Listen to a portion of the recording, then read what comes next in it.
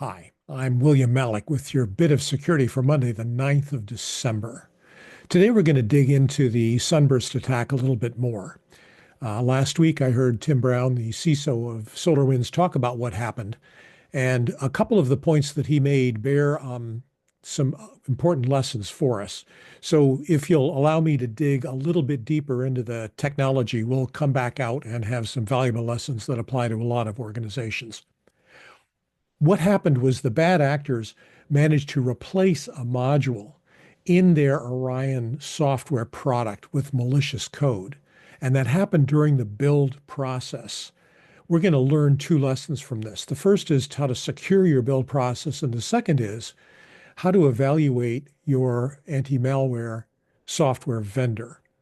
So let's take a look at the timeline first. The hack was revealed in December of 2020. SolarWinds was contacted by Mandiant, and they had evidence that there was a problem. By that time, there had been 3 releases of the product compromised, reaching back to October of 2019. 2 of the domains used by the hackers had been registered as early as August of 2019. The bad actors were in the company's systems for at least 14 months before they were detected.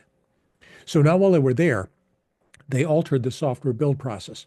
When you build a piece of software that you're going to ship to somebody else, you have the individuals writing the code, and then they take the code, the source code, and they compile it, and then they assemble those load modules, and then they test that.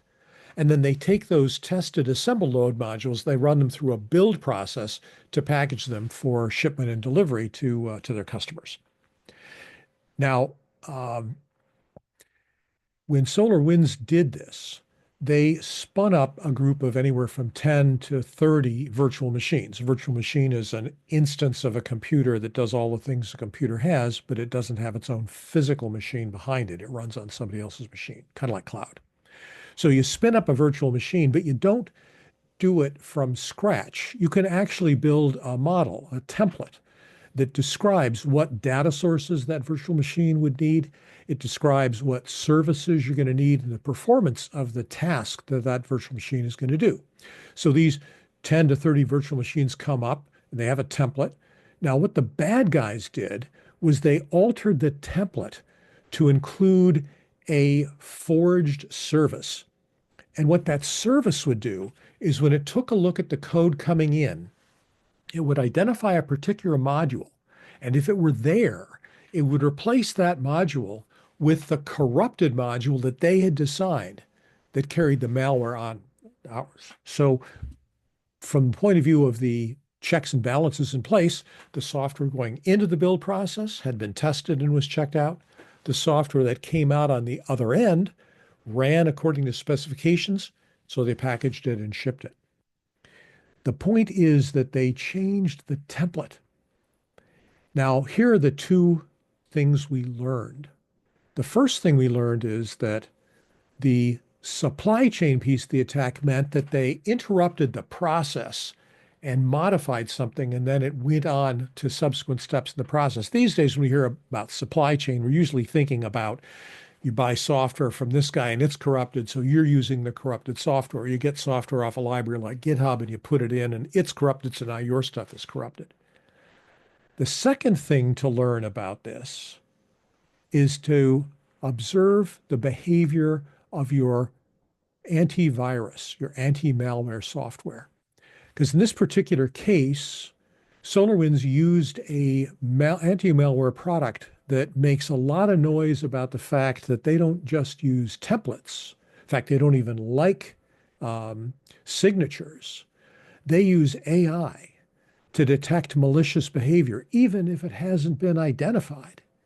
So the question you ask yourself is, if they were using their AI software to detect malicious behavior, and it missed the entire build process behaving maliciously for 14 months, what I want you to take away from this are 2 things. The first is lock down your build processes. Take a look at everything that's in there. Take a look at the templates. Take a look at the forms. Take a look at the services that are being used and make sure they actually do what you want to do. Put in checks and balances. Does the size of the object meet the specification size you expect on the way out, or was there a change? And the second thing is when your vendor says they use AI to detect malicious behavior, ask them if they would have caught SunBurst. And if they say they would, ask them to prove it.